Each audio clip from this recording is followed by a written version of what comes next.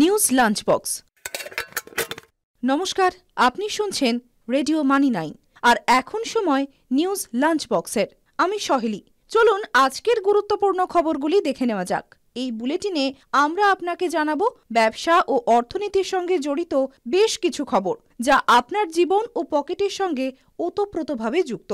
পেটিএমের সমস্যা ও আইআইএফএল এর গোল্ড লোনে জালিয়াতির পর নড়ে চড়ে বসেছে রিজার্ভ ব্যাংক। গোল্ড লোন নিয়ে যে জালিয়াতি হয়েছে তা নিয়ে কড়া অবস্থান নিয়েছে শীর্ষ ব্যাংক। এবার সব ব্যাংক ও এনবিএফসিকে শীর্ষ ব্যাংক ঋণ খেলাপি ও তা পুনরুদ্ধারের প্রচেষ্টা সম্পর্কে তথ্য দিতে নির্দেশ দিয়েছে। রিজার্ভ ব্যাংক আশঙ্কা করছে যে সোনা বন্ধক দিয়ে ঋণে জালিয়াতির ক্ষেত্রে ব্যাংকের কর্মীদের যোগ থাকতে পারে, আর সেই কারণেই সব ব্যাংকের কাছে গোল্ড লোনের বিস্তারিত তথ্য জানতে চাওয়া হয়েছে। পাশাপাশি ব্যাংকগুলিকে তাদের ঋণ দেওয়ার প্রক্রিয়া পর্যালোচনা করতেও বলা হয়েছে। সোনার ঋণ জালিয়াতি নিয়ে কয়েকটি ঘটনা ইতিমধ্যেই প্রকাশ্যে এসেছে।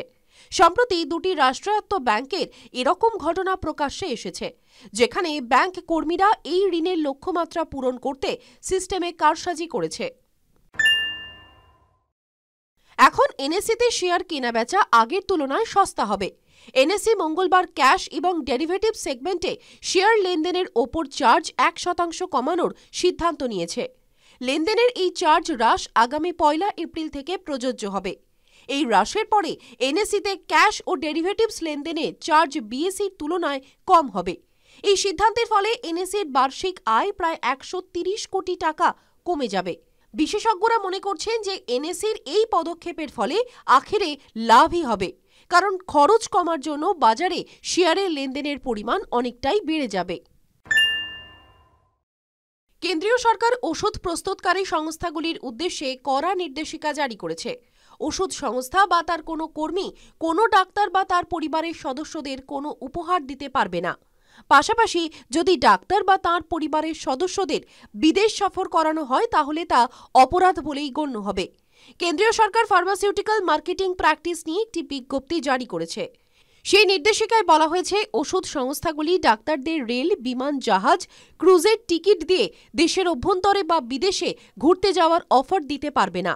ওষুধ শিল্পে অনৈতিক বিবিধ কার্যক্রমের বিরুদ্ধে রুখে দাঁড়াতে এই পদক্ষেপ করা হয়েছে। এছাড়া ফ্রি ওষুধ নিয়েও নির্দেশিকা জারি করা হয়েছে। বলা হয়েছে, এই ধরনের ওষুধ এমন কোনো ব্যক্তিকে দেওয়া হবে না যিনি ওষুধ প্রেসক্রাইব করার যোগ্য নন। এছাড়াও বিনামূল্যের ওষুধ সংক্রান্ত সমস্ত তথ্য নোট রাখার কথাও বলা হয়েছে, যেমন কোন ডাক্তারকে কটি ওষুধ দেওয়া হয়েছে, তার দাম কত, এক্সপায়ারি তারিখ প্রভৃতি। সারা দেশের কয়েক কোটি মানুষকে স্বস্তি দিল ইউআইডিএআই। বিনামূল্যে আধার আপডেট করার সময়সীমা বাড়ালো কেন্দ্র সরকার। বর্তমান সময়সীমা 14 মার্চ থেকে বাড়িয়ে 14 জুন করেছে, অর্থাৎ আধার কার্ড আপডেট করার জন্য আরও 4 মাস অতিরিক্ত সময় পাওয়া গেল। সোশ্যাল মিডিয়ায় ইউআইডিএআই জানিয়েছে, বিনামূল্যের এই পরিষেবা শুধুমাত্র মাই আধার পোর্টালে পাওয়া যাচ্ছে। আপনার আধার যদি 10 বছরের বেশি পুরনো হয় তাহলে আপনি তা বিনামূল্যে বাড়িতে বসেই আপডেট করতে পারবেন। আসন্ন এপ্রিল-জুন ত্রৈমাসিকে দেশে চাকরি পাওয়ার হার সবচেয়ে বেশি বাড়বে বলেই আশা করা হচ্ছে। প্রায় 36% দেশীয় সংস্থা এপ্রিল-জুন মাসে নতুন কর্মী নিয়োগ করতে পারে। সম্প্রতি এক সমীক্ষায় এই তথ্য প্রকাশ পেয়েছে। সেখানে বলা হয়েছে, আমেরিকায় এই সময় 34% সংস্থা এবং চীনের 32% সংস্থা কর্মীদের চাকরি দিতে পারে। এই সময়ের মধ্যে বিশ্বব্যাপী নতুন চাকরি পাওয়ার হার 22% হবে বলেই আশা করা হচ্ছে। সমীক্ষাটি 42টি দেশের 3150টি সংস্থার কর্মীদের মধ্যে করা হয়েছে।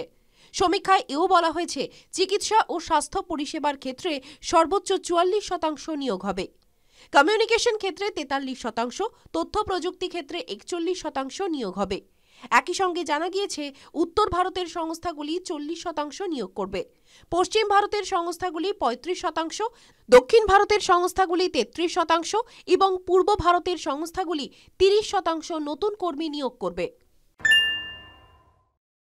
গত বছরের ফেব্রুয়ারি মাসের তুলনায় চলতি বছরে ফেব্রুয়ারিতে যাত্রীবাহী গাড়ির বিক্রি বেড়েছে 10.8%। অভ্যন্তরীণ এবং রপ্তানি সহ ফেব্রুয়ারিতে মোট বিক্রি হয়েছে 23,03,322 ইউনিট।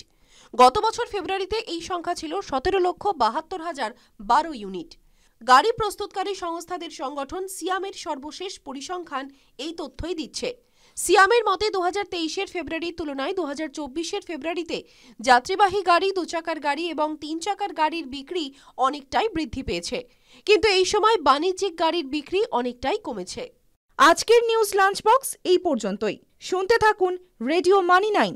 ব্যবসা ও অর্থনীতির সর্বশেষ খবরের আপডেট পেতে এখনই মানি 9 সুপার অ্যাপ ডাউনলোড করুন। News lunch box.